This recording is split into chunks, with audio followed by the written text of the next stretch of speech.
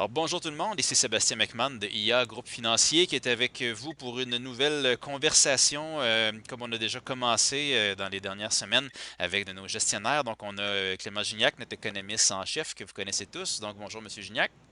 Bonjour. Aujourd'hui notre invité pour la conversation, notre ami et collègue Jean-Pierre Dagnilo, gestionnaire d'obligations corporatives. Donc bonjour Jean-Pierre. Bonjour. Donc aujourd'hui, on va faire le tour des marchés, puis on va aller creuser un peu plus du côté des obligations corporatives, un marché qui est très important pour la plupart des investisseurs, mais qu'on sait qui est un peu méconnu. Donc on va aller creuser ça. On va commencer peut-être avec les mots d'ouverture. Monsieur Gignac, les marchés récemment ont été très volatiles, mais aujourd'hui, on enregistre, on est le 6 avril, il est 11 heures environ. Les marchés sont en gros vert foncé aujourd'hui. Donc est-ce que on commence à voir la lumière au bout du tunnel? Mais d'accord. Tout d'abord, bonjour à tous, puis félicitations pour l'initiative. Sébastien, je pense que c'est très intéressant de faire une mise à jour, puis je suis content de le faire avec mon ami collègue Jean-Pierre du côté des obligations corporatives. C'est sûr, quand tu regardes ça, ben ça, c'est de la genre de volatilité que les gens aiment, hein, quand tu as des hausses de même. Mais oui, ça a-tu été volatile à notre goût là, au mois de mars, si je fais un petit post-mortem, là, vous savez qu'au mois de mars, en moyenne, la volatilité, c'était de 4,8 en moyenne par jour, à la hausse comme à la baisse, mais c'était plus souvent à la baisse qu'à la hausse. Mais c'était du jamais vu. Même dans les années 20, années 30, on n'a jamais vu un mois, là, 20 sessions ouvrables avec une volatilité aussi forte, 4,8 en moyenne par jour. Donc, c'est quelque chose. D'ailleurs, on a eu une baisse de 30 ce qui a été le bear market le plus rapide jamais observé. Le 23 mars dernier, on était rendu à moins 38. Or, aujourd'hui, quand on fait le point là, par rapport à où on était le 23 mars dernier, là, on est à peu près à moins 22 du sommet. Donc, il en reste encore pas mal à rattraper. Mais c'est quand même assez impressionnant. Je dirais, là, on avait eu la baisse la plus rapide jamais observée de l'histoire de bear market. Puis là, on a la reprise quasiment la plus rapide aussi, on va dire, mais on n'est pas nécessairement sorti de l'auberge. Là, on dirait que les marchés financiers ont adopté un peu l'optimisme de M. Trump et qui disait hier à sa conférence de presse que la lumière est au bout du tunnel. Regardez ce qui se passe à New York, là, basé juste sur 3 jours. Regardez ce qui se passe en Italie, regardez ce qui se passe en Europe. Mais c'est vrai qu'en Europe, il y a de quoi peut-être un peu plus optimiste parce que ça a commencé avant ce qui se passe aux États-Unis. Donc, c'est peut-être pas surprenant qu'on commence à voir. Puis là, on parle quand même de moins de morts, moins de cas. C'est encore beaucoup, mais on semble avoir fait un point de bascule. Aux États-Unis, je ne suis pas un spécialiste. Là, je vais laisser aux gens le soin de regarder ça. Mais là, vous savez, les marchés financiers, c'est des marchés d'anticipation. Donc, tu regardes par le passé, quand ils sont mis à décoller, c'était souvent dans le pire de la récession, le chômage qui continue à monter. Pourtant, là, le marché financier, c'est pas des lunettes, c'est même pas des jumelles, je pense que c'est un télescope là, que lui, il prend, puis là, il se projette là, que, bon, à un moment donné, l'économie, elle va repartir, à un moment donné, les travailleurs vont revenir, à un moment donné, les profits vont être au rendez-vous peut-être en 2021. Donc, les marchés sont dans ce sens-là, il ne faut pas se surprendre. Pour moi, écoutez, je suis prêt à vous connaissez mon optimisme là, depuis une bonne secousse. Je pense que c'était majeur le 23 mars dernier, lorsque la Réserve fédérale a décidé d'acheter, d'être un peu le backstop, excusez l'expression anglaise, là, pour supporter les obligations corporatives. Je suis certain que mon collègue Jean-Pierre va en parler davantage, mais ça correspondait grosso modo là, au creux du marché, au moins 38 qu'on avait vu à ce moment-là. Depuis ce temps-là, des choses positives qui sortent. C'est l'artillerie lourde, là, le bazooka du côté des banques centrales, mais c'est pas tant les banques centrales, c'est vraiment les gouvernements, le G20 qui s'est mis à travailler ensemble. On me parle d'ailleurs d'un meeting du G20 encore qui aurait lieu vendredi de cette semaine, là, donc pour mettre l'épaule à la roue. Donc oui, c'est quelque chose qui se construit, mais là, soyons clairs, on n'est pas sorti d'auberge totalement. Malheureusement, ça va être probablement encore pire au plan économique dans les prochaines semaines. Mais les marchés financiers, ils ont déjà intégré ça, ils sont rendus beaucoup plus loin. Donc, il faudra surveiller. Il y a un élément, moi, qu'on pourrait élaborer peut-être plus tard, là, c'est le pétrole. Il va falloir suivre ça. Parce qu'actuellement, le marché a intégré que, bon, il va y avoir une entente là-dessus, puis que tout le pire est passé. Donc, je mettrai un petit bémol dessus. Je suis peut-être un peu moins convaincu, mais selon moi, si jamais, effectivement, le G20 continue à bien travailler ensemble, puis qu'on s'entend sur le pétrole, on aura probablement à pouvoir dire qu'effectivement, le creux aura été le 23 mars dernier. Mais encore une fois, il y aura beaucoup de confusion parce que il y aura des gagnants, des perdants certainement dans toute cette crise-là. Et on pourra en reparler un peu plus tard si tu as des questions à ce sujet-là, Sébastien. Parfait, merci beaucoup. Jean-Pierre, on va se retourner vers toi. On parle, les gens savent que dans un portefeuille balancé, on a des obligations puis on a des actions. Ce que les gens savent peut-être pas, c'est que dans la partie obligataire, absolument, il y a environ 30% d'obligations corporatives là-dedans. Fait que nous expliquer depuis le début de l'année ce marché-là se comporte comment, mais peut-être commencer, peux-tu expliquer à nos clients, là, c'est quoi ça, le crédit corporatif? Qu'est-ce que ça mange en hiver, ça? Oui, tout à fait, Sébastien. Merci beaucoup pour l'invitation de parler un peu du marché du crédit. Donc, pour simplifier ça, les obligations corporatives, c'est une façon que les entreprises ont pour se financer, pour emprunter de l'argent. Donc, un peu comme les gouvernements le font sur les marchés, un peu comme les particuliers le font avec leurs banques, c'est-à-dire d'aller emprunter de l'argent ces compagnies-là. Donc, soit pour des programmes d'achat d'immobilisation ou pour financer leur inventaire ou même financer des acquisitions. Les entreprises peuvent soit évidemment emprunter directement auprès des banques ou même aller emprunter sur les marchés publics auprès d'investisseurs institutionnels comme nous. Donc, ces émissions-là sont publiques et varient en fonction des primes de risque que les investisseurs attribuent. Donc, les investisseurs, leur rendement est basé sur deux choses. En fait, le taux d'intérêt qu'on reçoit de ces compagnies-là, et puis deux, les variations de prix des obligations sur les marchés. Donc, le risque majeur au niveau des obligations corporatives, évidemment, c'est le crédit. Si la compagnie, au niveau de son crédit, fait moins bien, donc le prix de ces obligations-là risque de chuter. L'autre gros risque, évidemment, c'est les risques de défaut. Donc, si les entreprises, ça va tellement pas bien, n'arrivent pas à payer leurs obligations, donc les investisseurs comme nous risquent de perdre leur mise de fonds. En gros, c'est ça, Sébastien. OK, parfait. Puis depuis le début de l'année, le marché s'est comporté comment du côté du crédit corporatif? Bien, évidemment, avec ce qu'on a connu, avec la pandémie, la chute du prix du brut, comme tous les autres actifs risqués, donc les obligations corporatives ont subi le même sort, c'est-à-dire la prime de risque a dramatiquement augmenté, donc ce qui fait chuter le prix des obligations corporatives. Donc, pour le dernier trimestre qui vient de se terminer, là, les obligations corporatives ont connu leur pire performance versus les obligations gouvernementales. Ça, si on doit remonter à 30 ans auparavant. Donc, encore pire que la crise financière de 2008-2009. Juste pour vous donner des chiffres, là, où les obligations corporatives US ont sous-performé les obligations du Trésor américain de 11 %. Ça, c'est vraiment juste un trimestre. Les obligations haut rendement ont sous-performé de près de 15 %. Plus proche de chez nous, les obligations corporatives au Canada ont sous-performé les obligations du gouvernement canadien de près de 8 %.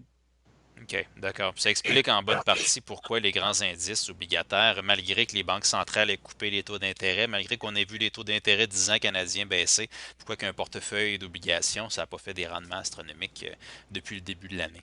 Justement, Jean-Pierre, tu parlais que le premier trimestre a été difficile. Est-ce que selon toi, le pire est derrière nous pour le marché du crédit corporatif? Il est clair que, puis on en a parlé auparavant, le support continu des banques centrales qu'on a vu, les marchés vont avoir une base de certitude que les choses ne devraient pas s'envenimer, là, puis aller hors de contrôle. Le programme d'achat de la Fed, c'est un bon exemple. La Fed qui va effectuer des achats de dettes corporatives. Ça représente un potentiel de 500 milliards de pouvoir d'achat.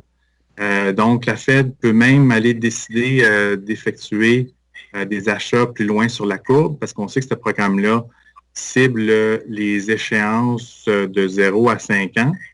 Mais éventuellement, on pourrait voir la Fed acheter des échéances plus lointaines. Donc, avec la politique monétaire, les mesures fiscales en vue, d'après moi, ça a mis un plafond sur les écarts de crédit. du moins réduire la possibilité qu'on voit un élargissement désordonné. Nous, on croit les écarts vont demeurer quand même à des niveaux de récession, donc alentour de 200 points de base. Juste pour vous situer un peu les niveaux avant la crise, c'était la moitié de ça. Donc, on devrait se situer à des niveaux qui sont le double de ce qu'on a connu. Mais il ne faut pas oublier qu'on se dirige vers la saison du dévoilement des résultats d'entreprise. Donc, on pourrait voir un peu de volatilité là, dans les marchés. Mais on croit sincèrement que le haut des écarts est derrière nous, en fait. Mais c'est peut-être pas la même histoire pour les obligations à haut rendement. Donc, les obligations un peu plus spéculatives, un peu plus risquées. On pourra retester des plus hauts niveaux dans ce marché-là, puis éventuellement peut-être des grosses décotes, puis même des défauts. Okay. Donc, qui sait, peut-être la Fed va décider d'acheter aussi des titres plus spéculatifs, mais il ne faudrait pas compter sur ça. Je pense aussi, Jean-Pierre, si je peux intervenir, tu me racontais ces derniers jours que vous autres, de votre côté, chez IAGP, avec la gestion, le côté, là, c'est plutôt des obligations corporatives là, de compagnies de bonne qualité, parce que la Fed a dit qu'elle va être là pour du côté des obligations américaines pour les compagnies qui ont un bon bilan, mais les autres sont un peu laissés à eux-mêmes. Donc, si ça part, tant mieux, mais c'est pas évident. Mais je pense que toi, tu n'as pas une grosse proportion de ce genre de titres-là. C'est surtout des obligations de grande qualité. Est-ce que je me trompe dans le portefeuille tout ça? Parce que nos fonds diversifiés, on investit dans tes fonds à toi. Donc, j'aimerais ça que tu précises peut-être. Tout à fait. On a très peu d'obligations à haut rendement. Présentement même, on est à zéro d'exposition. Donc, le portefeuille est investi dans des titres de haute qualité. Donc, historiquement, les titres de haute qualité, le taux de défaut là, est vraiment, vraiment minime. Là. En fait, c'est des événements qui sont très rares. Okay. Puis les entreprises dans lesquelles vous investissez, juste pour rappeler aux gens, c'est des entreprises qui figurent la majeure partie aussi dans les grands indices boursiers. Donc, ce qui se passe pour elles du côté du marché du crédit, puis ce qui se passe du côté de l'équité aussi. Dans le fond, aussi, une compagnie, si le marché commence à avoir un ton plus favorable envers les entreprises dans le marché du crédit, probablement que ça veut dire qu'il y a des bonnes choses là, qui peuvent aussi être perçues par les investisseurs dans les équités là, de ces entreprises-là. Oui, tout à fait. Je veux dire, nous, on cible des émetteurs de haute qualité dans des industries qui sont hautement réglementées pour la plupart des secteurs pour lesquels on investit. Donc, évidemment, ce qu'on a vu aussi, c'est incluant les programmes des banques centrales, on voit des entreprises qui améliorent leur sort elles-mêmes, c'est-à-dire maximiser la liquidité au niveau du bilan, de reporter un peu leur programme d'immobilisation, même canceller leur programme de rachat d'équité, puis même différer des paiements de dividendes. Donc, toutes ces mesures-là, c'est très positif pour le crédit de ces entreprises-là. Parfait. Jean-Pierre, tu parlais du programme de la Réserve fédérale américaine d'acheter des titres corporatifs. C'est quelque chose qui est nouveau. Justement, peut-être une question pour M. Gignac. Vous avez travaillé à Ottawa, on s'en rappelle, en 2008-2009 avec le ministre Flaherty en pleine crise financière. Il y a plein de mesures qui avaient été mises en place dans ce temps-là. Est-ce qu'il y a d'autres mesures nouvelles comme ça qui ont été mises en place aujourd'hui qu'on n'avait même pas vues dans la crise financière? En 2000, c'est intéressant comme question parce que c'est vrai que j'ai eu ce privilège-là de travailler aux finances avec Flaherty puis travailler dans le G20. Tu sais que cette fois-ci, la Réserve fédérale est allée plus loin que ce qu'on avait vu en 2008-2009. En fait, jamais la Réserve fédérale est allée aussi loin que ça. C'était pas la même crise. Hein? C'était une crise de nature financière parce que le système bancaire est en train de s'écrouler à cause des mauvaises pratiques bancaires. Donc, c'était limité au secteur financier plutôt, beaucoup là. Là, c'est pas pareil, c'est l'économie réelle, c'est comme tout à coup, on ferme l'économie. Là. Donc, là, il y a un paquet d'entreprises, surtout pas le secteur financier. Oui, le secteur financier, mais c'est surtout une crise dans l'économie réelle. Donc, il est allé comme backstop, excusez l'expression anglaise, là, comme dernier recours là, pour les compagnies qui ont des crédits, s'ils veulent emprunter et ne sont pas capables, elle est là, prendre des émissions. À date, elle n'a pas eu besoin de le faire, parce que juste dire là, j'en suis revenu du côté des investisseurs concernant justement ça. En 2008-2009, donc on est maintenant, on a été plus loin que ce que les banques centrales ont osé faire. Qui plus est, un autre élément un peu technique, je vais essayer de l'expliquer du mieux que je peux. À l'époque, que le secteur bancaire, c'était comme ni plus ni moins en train de s'écrouler, bien là, on serrait les vis, là. On disait là, dans les prochaines années, vous allez bâtir un capital là, de réserve, un buffer, excusez là encore, là, vous allez mettre sur les règles de capital, vous allez encore mieux vous capitaliser, puis ça. Mais devine quoi? Là, c'est l'inverse. Ils libèrent du capital. Imagine-toi que si on prend toutes les banques centrales, là, ce qu'ils ont annoncé depuis 2 semaines, c'est 500 milliards de dollars. Là, je ne mêle pas ça avec les mesures budgétaires. Là. On parle juste de libérer du capital des banques. Pourquoi? C'est pas un cadeau, nous, on le fait. On peut juste dire, vous savez le buffer qu'on vous a mis, le capital de protection, qu'il y aurait une grosse... Bien là, on le libère parce qu'il y a tellement de demandes d'emprunt de la part des entreprises là, puis des ménages là, que ça libère du capital pour que déboucher le tuyau, si on veut. Il faut utiliser une expression de plombier, parce que là, il faut qu'on libère du capital pour que les banques fassent le job. C'est-à-dire qu'ils sont des intermédiaires financiers entre les banques centrales et les entreprises et les consommateurs. Donc, on libère du capital. Ça, c'est du jamais vu. C'est l'inverse qu'on voyait en 2009-2010. On les forçait à mieux se capitaliser pour les temps durs. Donc, c'est les deux éléments que je dirais, Sébastien, de différence avec 2008-2010. Oui, c'est toujours que le crédit aussi, c'est la courroie de transmission de l'économie, donc c'est important d'adresser cet enjeu-là. Jean-Pierre, Banque du Canada, penses-tu qu'elle aussi pourrait arriver un peu comme la Fed puis commencer à acheter des titres corporatifs canadiens? Oui, ben, il y a des investisseurs qui ont commencé à prévoir le coût, c'est-à-dire, vous savez, la Banque du Canada a mis sur pied divers programmes pour atténuer la pression sur les marchés financiers, puis plus spécifiquement au niveau du financement à court terme là, des provinces et des entreprises. Donc, on sait que la Banque du Canada observe étroitement ce qui se passe au niveau des conditions de marché. Cependant, au niveau de la dette corporative, la banque ne peut pas conclure qu'il y a nécessairement un stress ici, là. Donc, depuis l'annonce de la Fed, là, les marchés du crédit au niveau mondial ont réagi très, très fortement, là. Donc, le marché domestique canadien continue d'amener des émissions qui attirent beaucoup d'acheteurs compte tenu des taux d'intérêt qui sont plus élevés. La demande est assez forte, même très forte, des fois 3 à 5 fois la taille des émissions qui sont amenées. Donc, le marché de la dette corpo au Canada semble fonctionner avec très peu de dislocation. Cependant, ce que je pense, c'est que la banque peut se réserver cette carte-là si, mettons, il y a une perte de confiance ou la liquidité viendrait à disparaître encore une fois. OK, parfait. Jean-Pierre, là, comme je disais, on est le 6 avril et 11h40 le matin. La stratégie que tu adoptes dans ton portefeuille aujourd'hui, ça ressemblerait à quoi? Oui, on est entré dans cette période-là de volatilité, disons-le, là, avec un portefeuille d'obligations de très haute qualité, mais la volatilité a été tellement forte que même les obligations de forte qualité et de plus faible qualité là, ont vraiment mal réagi en termes de prix. Nous, on est rentré défensivement avec un haut niveau de liquidité. Donc, ce qu'on voit ici, c'est ce qu'on a procédé là, les 2 dernières semaines, là, on a participé activement aux nouvelles émissions qui sont venues dans le marché, qui, il faut le dire, là, sont venues à des taux les plus élevés des 5 dernières années.